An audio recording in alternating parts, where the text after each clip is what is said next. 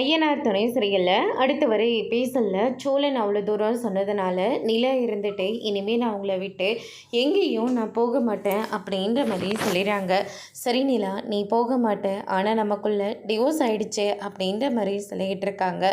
கோர்ட்டை சொன்னால் போதுமா, நம்மளுடைய மனசை ஒத்து போகணும்ல.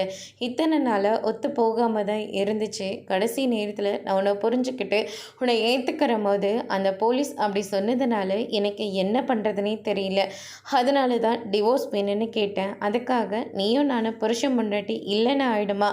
நீயும் நானும் புருஷன் பொண்டாட்டி தான் அப்படின்னு சொல்லிட்டு சோழனோட நெத்தியில் ஒரு முத்தத்தை கொடுக்குறாங்க.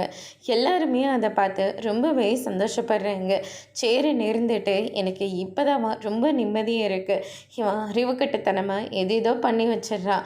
இவன் எவ்வளவோ கஷ்டப்படுவான், ஆனால் கடைசியில் அது எல்லாமே தப்பாக போயிடும். ஆனால் இப்போதாம்மா ஒரு தப்புலையும் ஒரு சரியாக ஒரு விஷயம் நடந்திருக்கு.